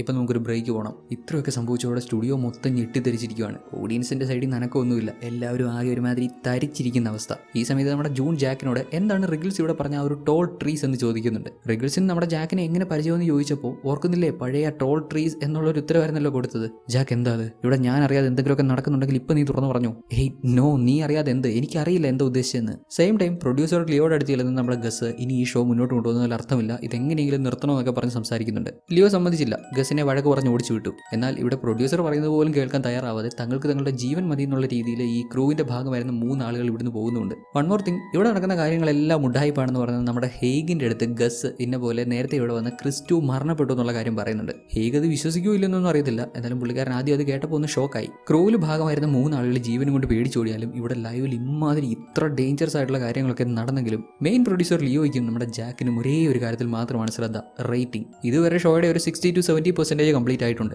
ഇതിനോടകം തന്നെ അവർ പല റെക്കോർഡുകളും ഭേദിച്ച് കഴിഞ്ഞു എന്നാണ് ഇവർക്ക് കിട്ടുന്ന ഇൻഫോർമേഷൻസ്. ഓ ദാറ്റ്സ് ഇറ്റ്, ഇതിനുവേണ്ടിയല്ലേ കാത്തിരുന്നത്, നമ്മുടെ ഷോ നമ്പർ 1 ആവാൻ പോകുന്നു എന്നുള്ള ആകാംക്ഷയിലാണ് ജാക്ക്. ഇതിനിടെ ജാക്ക് കൺസേൺ ആയിട്ട് പറഞ്ഞ ഒരേ ഒരു കാര്യം, നേരത്തെ നമ്മുടെ ലില്ലി ഇവനോട് സംസാരിച്ചപ്പോൾ അവളുടെ സൗണ്ട് മാറി ഇവൻ ശ്രദ്ധിക്കുന്നുണ്ടായിരുന്നല്ലോ. അന്നേരം ലില്ലി സംസാരിച്ചത് ഇവന്റെ ഭാര്യയുടെ ശബ്ദത്തിലാണ്. അതെങ്ങനെ മിന്നിയുടെ ശബ്ദത്തിൽ അവൾ എങ്ങനെ സംസാരിച്ചു? അതുകൊണ്ട് അവൾ എന്തെങ്കിലും ഉദ്ദേശിക്കുന്നുണ്ടോ? ഇത്രയൊക്കെ കണ്ടു കഴിഞ്ഞിട്ട് പിന്നെ ഇങ്ങനെ ഒരു റിലേറ്റ് ചെയ്യാൻ പറ്റുന്ന കാര്യം കൂടെ വരുമ്പോൾ ആർക്കായാലും ഭയം തോന്നത്തില്ലേ? അങ്ങനെ ഒരു ചെറിയ ഭയവും ഉണ്ട് പുള്ളിക്കാരന്. ബ്രേക്ക് കഴിഞ്ഞു, ഷോ സ്റ്റാർട്ടായി. ഇനി നമ്മുടെ ഹേഗിന്റെ ഊഴമാണ്. ഇവിടെ സംഭവിച്ചതൊന്നും റിയൽ അല്ല, ഇതൊക്കെ ഒരു ഹിപ്നോട്ടിസത്തിന്റെ ഭാഗമാണ്. ആളുകളെ ഇവർ ഹിപ്നോട്ടൈസ് ചെയ്തു എന്നാണ് ഇങ്ങേര് പറയുന്നത്. ജാക്കും ജൂണും ഈവൻ ഓഡിയൻസ് പോലും അതിനെ ശക്തമായി എതിർത്തു. അവരെല്ലാം ഇത്രയും നേരം കണ്ടുകൊണ്ടിരുന്ന ഒരു ഹിപ്നോട്ടിസം ആണെന്ന് പറഞ്ഞാൽ എങ്ങനെ അവർക്ക് വിശ്വസിക്കാൻ പറ്റും? ഉടനെ ഹേഗ് ഇതൊരു വെല്ലുവിളിയായിട്ട് എടുത്ത് ഇവർക്ക് മുന്നിൽ ഇത് പ്രൂവ് ചെയ്ത് കൊടുക്കുമെന്ന് പറഞ്ഞ് നമ്മുടെ ഗസ്സിനെ ഒരു വോളണ്ടിയർ ആയിട്ട് സെലക്ട് ചെയ്യുന്നു ഇങ്ങനെ അടുത്ത ആക്ടിന് വേണ്ടി. അയ്യോ ഞാനോ? മിസ്റ്റർ ഹേഗ്, എന്റെ ഭാര്യയ്ക്ക് എന്റെ കഴുത്തിന് മേലെ തല ഇങ്ങനെ തന്നെ ഇരിക്കുന്നതാണ് ഇഷ്ടം. ഇതൊന്നും തിരിച്ചൊടിച്ച് കളയല്ലേ. ഡോണ്ട് വറി ഗസ്, ഞാൻ അത് തന്നെയാണ് ചെയ്യാൻ പോകുന്നത്. നീ ധൈര്യമായിട്ടിരിക്കുക. ദാ കാണാൻ പറ്റുന്നില്ലേ, രണ്ടാളും ചേറിൽ അങ്ങോട്ട് ഇരുന്നപ്പോൾ തന്നെ അവിടെ പുക മൊത്തം വരുന്നുണ്ട്. ഇതിങ്ങേറെ ഹിപ്നോട്ടിസം കൊണ്ടോ അല്ലെങ്കിൽ ഏതെങ്കിലും പ്രേതം ചെയ്യുന്നതോ ഒന്നുമല്ല. ഇവിടെ സ്റ്റുഡിയോയിൽ സ്മോക്ക് മെഷീൻ ഉണ്ട്, അതിൽ നിന്ന് വരുന്ന പുകയാ. ഒരു ആംബിയൻസ് സെറ്റ് ചെയ്യാൻ വേണ്ടി ഇട്ടതാ. ആൻഡ് ഹേഗ് ഒരു പോക്കറ്റ് വാച്ച് എടുത്തു. എല്ലാവരും നോക്കി നിൽക്കുക തന്നെ പുള്ളിക്കാരൻ അതൊരു റൊട്ടേറ്റിംഗ് സ്പൈറലായിട്ട് കൺവേർട്ട് ചെയ്തു. ഇവിടെ ഈ സ്റ്റുഡിയോയിലുള്ളവരും അതേപോലെ വീട്ടിലിരുന്ന് TV ചാനലിലൂടെ ഈ പ്രോഗ്രാം കാണുന്നവരും ഇവരെല്ലാവരും ഈ ഒരു സ്പൈറലിലേക്ക് കോൺസെൻട്രേറ്റ് ചെയ്യാൻ പറയുന്നു. ഓക്കെ ഗസ്, ഇവിടെ ശ്രദ്ധിക്കുക. ശരിക്കും നിനക്ക് വേംസിനെ പേടിയല്ലേ? അതിനെപ്പറ്റി പറ. അയ്യേ അത് നിങ്ങൾക്ക് എങ്ങനെ അറിയാം? അതിനെപ്പറ്റിയൊക്കെ ഇവിടെ പറയേണ്ട ആവശ്യമുണ്ടോ? അതിനുമാതിരി വൃത്തികെട്ട ജീവികളാണ്. കയ്യുമില്ല, കാലുമില്ല, കണ്ണുമില്ല. വല്ലാത്തൊരു ജീവികൾ. ഓക്കെ ഞാനിപ്പോൾ എൻ്റെ കൈ ഞൊടിക്കുന്നതോടെ നീ മുഴുവനായിട്ടും എൻ്റെ കൺട്രോളിലാവും. എക്സാക്ട്ലി അത് തന്നെ സംഭവിച്ചു. ഇത്രയും നേരം ഫ്രീ ആയിട്ട് സംസാരിച്ചുകൊണ്ടിരുന്ന നമ്മുടെ ഗസ് ഇപ്പോൾ പൂർണ്ണമായും ഹേഗിന്റെ കൺട്രോളിലായി. ഹേഗ് ചോദിക്കുന്ന ചോദ്യങ്ങൾക്ക് കൃത്യമായി ഉത്തരം പറയുന്നു. കൂടുതലുമില്ല കുറവുമില്ല. ഹേഗ് എന്താണോ ചോദിക്കുന്നത് അതിനനുസരിച്ചുള്ള ഉത്തരം മാത്രം. തുടർന്ന് അങ്ങോട്ട് നമ്മുടെ ഗസ്സിന് കുറെ വിചിത്രമായിട്ടുള്ള ശബ്ദങ്ങൾ, വല്ലാത്തൊരു വിയേർഡായിട്ടുള്ള ക്രീപ്പി ആയിട്ടുള്ള ശബ്ദങ്ങൾ കേൾക്കുന്നു. പുള്ളിക്കാരുടെ ശരീരമൊക്കെ ചൊറിയുന്ന പോലെ. എഴുന്നേറ്റ് കോട്ടൂരി ഷർട്ടും ടൈയും ഒക്കെ ഊരി മാറ്റുന്നുണ്ട്, ശരീരം ചൊറിയുന്നതെന്നൊക്കെ പറഞ്ഞു. നോക്കുമ്പോൾ എന്താ സംഭവം? ഇങ്ങേർക്ക് ഒട്ടും ഇഷ്ടമല്ലാത്ത, ഇങ്ങേർക്ക് കാണുമ്പോൾ തന്നെ അറപ്പുളവാക്കുന്ന വേംസ് ഇല്ലേ, അതിലൊരെണ്ണം എന്താ ഇങ്ങേരുടെ കഴുത്തിലിരിക്കുന്നു. ഇത് ഗസ്സിന് മാത്രമല്ല ഈ സ്റ്റുഡിയോയിൽ ഇരിക്കുന്ന മുഴുവൻ പേർക്കും കാണാൻ പറ്റുന്നുണ്ട്. TV സ്ക്രീനിലൂടെ വീട്ടിലിരുന്ന് കാണുന്നവർക്കും കാണാൻ പറ്റുന്നുണ്ടാവും. തന്റെ ശരീരത്തിനുള്ളിൽ വേംസ് ഉണ്ടെന്ന് മനസ്സിലായതോടെ പുള്ളിക്കാരൻ അങ്ങനെ വയറ് വലിച്ചു കീറുന്നുണ്ട്. നോക്കുമ്പോൾ കെട്ടുകണക്കിന് വേംസ് ശരീരത്തിനുള്ളിൽ നിന്ന് പുറത്തു വരുന്നു. ഇതെല്ലാം കണ്ട് നമ്മുടെ ജാക്കും ഡോക്ടർ ജൂണും ഒക്കെ ഒരുമാതിരി അങ്ങ് ഞെട്ടിത്തെറിച്ച് പോകുന്നുണ്ട്. അപ്പോഴും ലില്ലി ഇതൊക്കെ കണ്ട് ചിരിച്ചുകൊണ്ടിരിക്കുന്നുണ്ട്. ഗസിന്റെ വയറിനകത്തുനിന്ന് മാത്രമല്ല, ദാ കണ്ടില്ലേ ഗസിന്റെ ഒരു കണ്ണ് തന്നെ പൊട്ടിച്ച് അതിനുള്ളിൽ നിന്ന് വലിയൊരു വേം പുറത്തു വരുന്നുണ്ട്. ഉടനടി ഹേഗ് നിന്റെ സ്വപ്നത്തിൽ നിന്ന് എഴുന്നേക്കൂ എന്ന രീതിയിൽ പറഞ്ഞു. ദാ നമ്മുടെ ഗസ് നോർമലായി. അവന്റെ വയറും പൊട്ടിയിട്ടില്ല, കണ്ണും പൊട്ടിയിട്ടില്ല, അവൻ പക്ക ഓക്കെയാണ്. വേംസ് എങ്ങും ഇല്ല. ഇവിടെ ഇപ്പോൾ ഇങ്ങനെ ആക്ടിലൂടെ ഗസ് മാത്രമല്ല ഹിപ്നോട്ടൈസ് ആയത്, ഈ സ്റ്റുഡിയോയിലുള്ള മുഴുവൻ ആളുകളും ഹിപ്നോട്ടൈസ് ആയി. ഇതാണ് ഇങ്ങനെ ആദ്യമേ പറഞ്ഞ ഗ്രൂപ്പ് ഹിപ്നോട്ടിസം. ഒരു ഗ്രൂപ്പിനെ മൊത്തത്തിലെ ഹിപ്നോട്ടൈസ് ചെയ്തു. കുറച്ചു മുമ്പ് ഡോക്ടർ ജൂൺ ലില്ലിയിൽ ചെയ്തത് എക്സാക്ട്ലി ഇത് തന്നെയാണ്. ഇവിടെ ഇരിക്കുന്ന ആളുകളെ മുഴുവൻ അവർ പറ്റിക്കുകയാണ് ചെയ്തത്. ഇത്ര വലിയൊരു ലൈവ് എക്സാമ്പിൾ കാണിച്ചു കൊടുത്താൽ ഓഡിയൻസ് മാറി ചിന്തിക്കാതിരിക്കത്തില്ലല്ലോ. ഇതിലൂടെ ഡോക്ടർ ജൂൺ ഒരു ഉഡായിപ്പാണ്, നേരത്തെ അവർ ചുമ്മാ ഹിപ്നോട്ടിസം ചെയ്തതാണെന്ന് നിങ്ങൾക്ക് പറഞ്ഞു വെക്കാൻ സാധിക്കുന്നു. ഈ ഒരു ആക്ട് കഴിഞ്ഞ് ഇതേ സംഭവത്തിന്റെ വിഷ്വൽസ് ഇവർ വീണ്ടും ഒന്ന് പ്ലേ ചെയ്ത് നോക്കുന്നുണ്ട്. നോക്കുമ്പോൾ തൊട്ടുമുമ്പ് നമ്മൾ കണ്ട പോലെ ഗസിന്റെ കഴുത്തിൽ വേംസ് ഒന്നുമില്ല. പുള്ളിക്കാരൻ ജസ്റ്റ് കഴുത്തിൽ ഇങ്ങനെ പിടിക്കുന്നുണ്ട്, അവിടെ ഒന്നും തന്നെ ഇല്ല. പുള്ളി വയറ് വലിച്ച് കീറുന്നതായിട്ടൊക്കെ കണ്ടിട്ടുണ്ടായിരുന്നല്ലോ. ആക്ച്വലി പുള്ളിക്കാരൻ വയറിൽ അങ്ങനെ പിടിച്ച് വലിക്കുന്നുണ്ട്, വയറ് കീറുന്നൊന്നുമില്ല. ഇതാണ് ആക്ച്വലി ഇവിടെ സംഭവിച്ചത്. യഥാർത്ഥത്തിൽ അവിടെ പുഴു വേം ഒന്നും തന്നെ വന്നിട്ടില്ല. ഇതും കൂടെ കണ്ടതോടെ ഡോക്ടർ ജൂണും ലില്ലിയും ഒഴികെ ബാക്കി എല്ലാവരും ഹേഗ് പറയുന്നതിലും കാര്യമുണ്ടെന്ന് മനസ്സിലാക്കുവാണ്. നമ്മുടെ ഗസിനെ അങ്ങനെ ഹിപ്നോട്ടൈസ് ചെയ്ത സമയത്ത് ഗസ് എന്തൊക്കെയാണ് കാണിച്ചു കൂട്ടിയെന്ന് ഗസിനെ ഒരു ഓർമ്മയില്ല. ഇപ്പോൾ ആ വീഡിയോയിൽ കാണുമ്പോഴാണ് ഞാൻ ഇങ്ങനെയൊക്കെ കാണിച്ചു കൂട്ടിയാ എന്ന് പുള്ളിക്കാരന് മനസ്സിലാവുന്നത്. എല്ലാവരും മാറി ചിന്തിച്ചോടെ ഡോക്ടർ ജൂണിന് താൻ ചെയ്തത് ഹിപ്നോട്ടിസം അല്ല, അത് റിയൽ ആണെന്നൊക്കെ പറഞ്ഞ് ന്യായീകരിക്കേണ്ടി വരുന്നുണ്ട്. ഈ സമയത്ത് നമ്മുടെ ലില്ലി പറയും, എന്നാൽ പിന്നെ റിഗിൾസ് നിങ്ങളോട് സംസാരിച്ചത് നമുക്കൊന്നുകൂടെ കണ്ടു നോക്കിയാലോ. ബട്ട് ഇവിടെ നമ്മുടെ ഡോക്ടർ ജൂണിന് ലില്ലിയെ പിന്നെയും ഇങ്ങനെ ബുദ്ധിമുട്ടിക്കാൻ ഒട്ടും താല്പര്യമില്ല. വീണ്ടും ഓരോന്ന് ചെയ്ത് ഇങ്ങനെ ഒരുമാതിരി കൺഫ്യൂസ് ആക്കണ്ട എന്നുള്ള മട്ടിൽ എഴുന്നേറ്റ് പോകാൻ തുടങ്ങുമ്പോൾ നമ്മുടെ ലില്ലി അവളെ തടഞ്ഞിട്ട്, പ്ലീസ് ഡോക്ടർ ജൂൺ, നമ്മൾ ചെയ്തതെല്ലാം സത്യമാണെന്ന് നമുക്ക് ഇവർക്ക് തെളിയിച്ചു കൊടുക്കണ്ടേ. നിങ്ങൾ റിഗിൾസിനോട് സംസാരിച്ച വിഷ്വൽസ് ഒക്കെ നമുക്കൊന്ന് കണ്ടു നോക്കാം എന്നിങ്ങനെയൊക്കെ പറഞ്ഞ് ലില്ലി തന്നെ ഇവളെ നിർബന്ധിക്കുന്നത് കൊണ്ട് മാത്രം ഇത്രയും നാൾ ഡോക്ടർ ജൂണും റിഗിൾസുമായിട്ടുള്ള കോൺവെർസേഷൻ ഒന്നും തന്നെ ലില്ലിക്ക് കേൾപ്പിച്ചു കൊടുത്തിട്ടുണ്ടായിരുന്നില്ലെങ്കിലും ഇപ്പോൾ ഈ ഒരു മൊമെന്റിൽ ലില്ലിയുടെ നിർബന്ധത്തിന് വഴങ്ങി ഡോക്ടർ ജൂൺ സമ്മതിക്കുന്നു. അങ്ങനെ ഇപ്പോൾ ആ വിഷ്വൽസ് പ്ലേ ചെയ്ത് നോക്കുമ്പോഴാവട്ടെ നേരത്തെ നമ്മൾ എന്താണോ ലൈവായിട്ട് കണ്ടത് അതേ കാര്യം അതുപോലെ തന്നെ വിഷ്വൽസിലും കാണുന്നുണ്ട്. ഹേഗ് നടത്തിയ ഹിപ്നോട്ടിസം പോലെ നേരിട്ട് കണ്ടതൊന്ന് വിഷ്വൽസിൽ വേറൊന്നും അങ്ങനെയൊന്നും കാണാൻ പറ്റുന്നില്ല. അന്നേരം നേരിട്ട് കണ്ടത് എന്താണോ അത് തന്നെയാണ് വിഷ്വൽസിൽ ഇപ്പോൾ കാണാൻ പറ്റുന്നത്.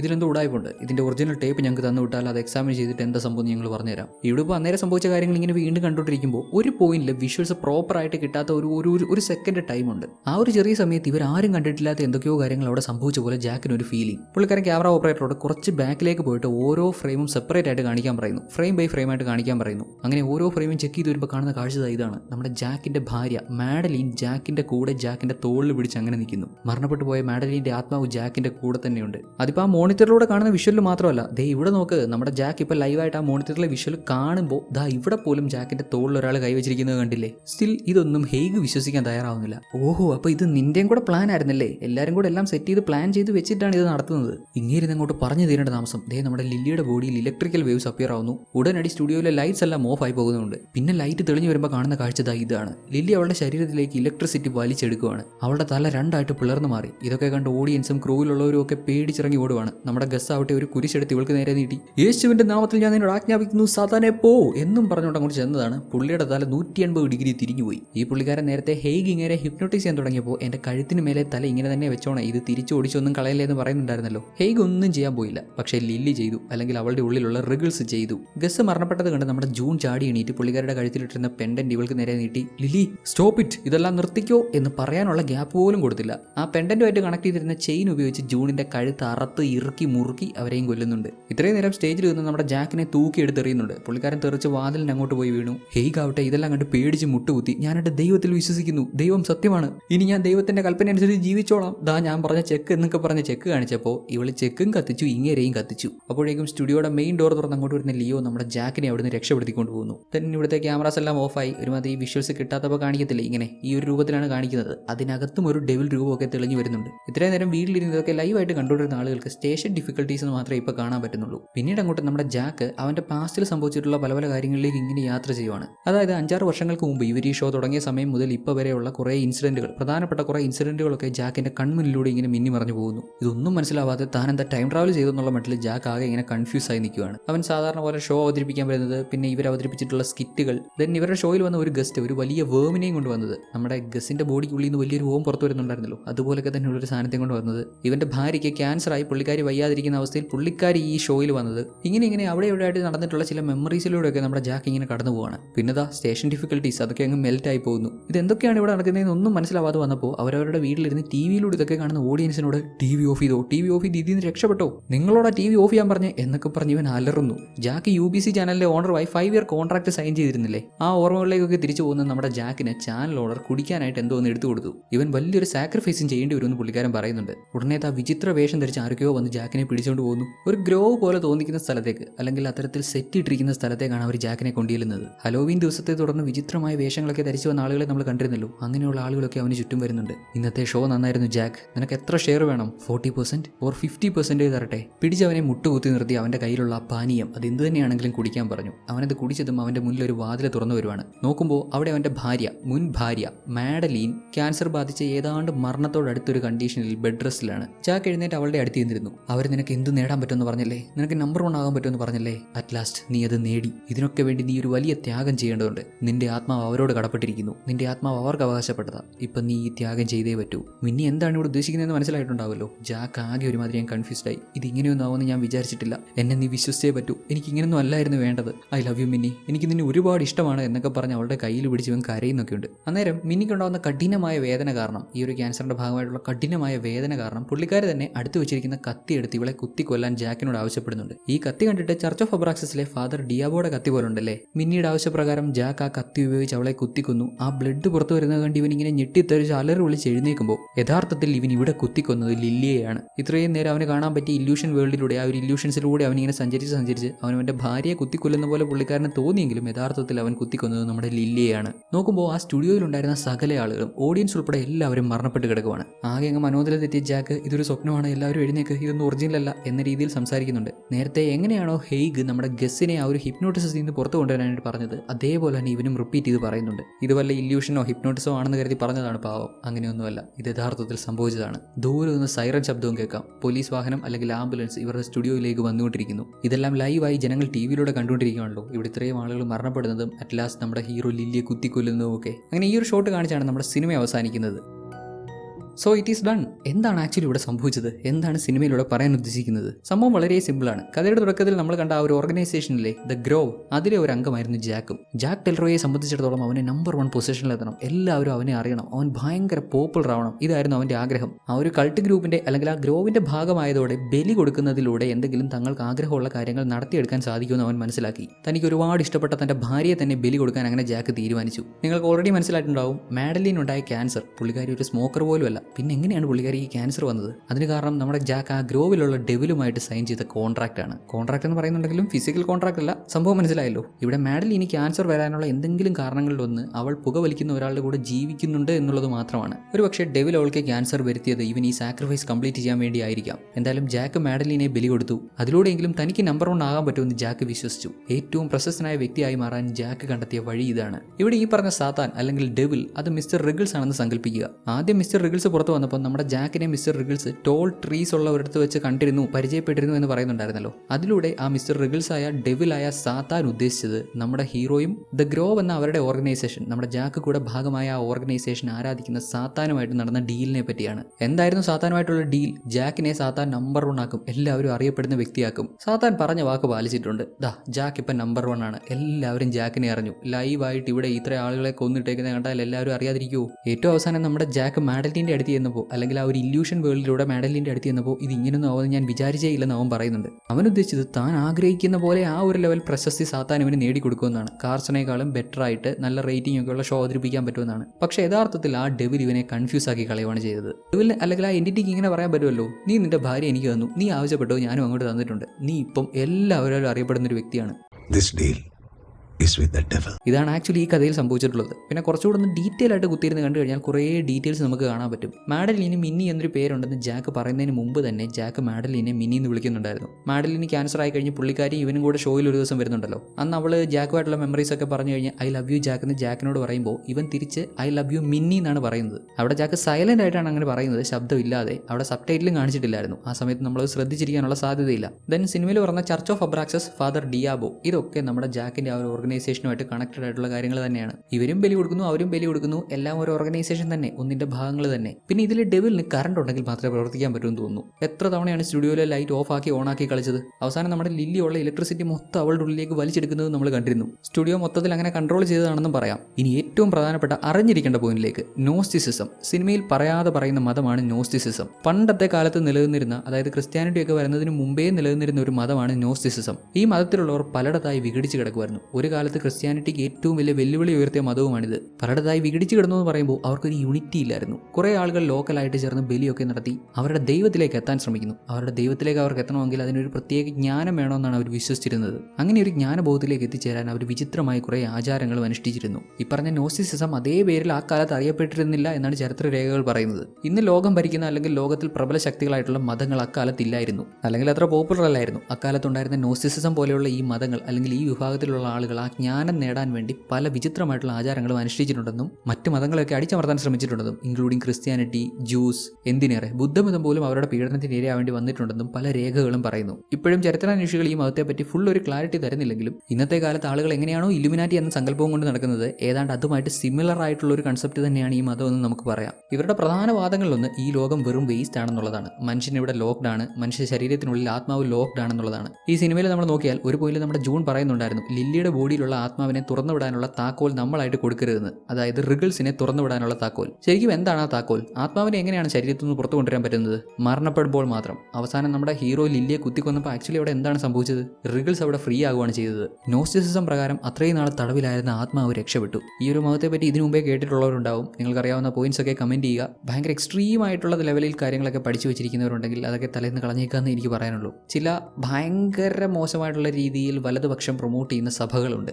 ഏത് മതത്തിലുള്ള സഭകളും ആയിക്കോട്ടെ, അങ്ങനെയുള്ളവർ ഇങ്ങനെയുള്ള കഥകളൊക്കെ ചെറിയ പ്രായത്തിൽ തന്നെ കുട്ടികളെ പഠിപ്പിക്കും. ഒരു കൊച്ചുകുട്ടി ഇതൊക്കെ കേൾക്കുമ്പോൾ അവന്റെ മനസ്സിൽ മറ്റു മതത്തോട് എന്തെന്നില്ലാത്ത ദേഷ്യം തോന്നില്ലേ? അത് പിന്നെ വളർന്ന് വലുതാകും. ബോധവും ബുദ്ധി ഉണ്ടാവേണ്ട പ്രായത്തിലായാലും ഈ ചെറിയ പ്രായത്തിൽ പഠിച്ച കാര്യങ്ങളൊന്നും മറക്കാൻ പറ്റില്ല, അല്ലെങ്കിൽ മാറി ചിന്തിക്കാൻ പറ്റില്ല. ആ ഒരു ലൂപ്പിനകത്തുനിന്ന് പുറത്തു വരാൻ പറ്റത്തില്ല. ഇങ്ങനെയുള്ള ട്രാപ്പിലൊക്കെ നിങ്ങൾ എപ്പോഴെങ്കിലും പെട്ടുപോയിട്ടുണ്ടെങ്കിൽ രണ്ടാമതൊന്ന് ചിന്തിക്കുക. ഇല്ലുമിനാറ്റി എന്ന് പറഞ്ഞ സാധനം ഒന്നും ഇല്ലെന്ന് മനസ്സിലാക്കുക. എൻ്റെ ഒപ്പീനിയനിൽ ഇങ്ങനെയുള്ള സംഭവങ്ങളൊന്നുമില്ല. പണ്ട് എപ്പോഴോ ഏതൊക്കെയോ സീക്രട്ട് സൊസൈറ്റി ഉണ്ടായിരുന്നു. വേൾഡ് വാർ കാലത്ത് നമ്മാതിരി സീക്രട്ട് സൊസൈറ്റീസ് ഉണ്ടായിരുന്നു. പിന്നെ അവിടെ ഇവിടെ മോണോലിത്ത് കാണുന്ന പോലെ എവിടൊക്കെയോ സാത്താൻ സേവയ്ക്ക് കുറേ ആളുകളുണ്ട്, അവരുടെ പള്ളിയുണ്ട് എന്നൊക്കെ പറഞ്ഞിട്ട് ലോകം കൺട്രോൾ ചെയ്യുന്നത് ഇല്ലുമിനാറ്റിയാണ്, സിക്കാഡയാണ് എന്നൊക്കെ പറഞ്ഞു വന്നാൽ അതൊക്കെ ശുദ്ധ വിഡ്ഢിത്തരമെന്ന് എനിക്ക് പറയാനുള്ളൂ.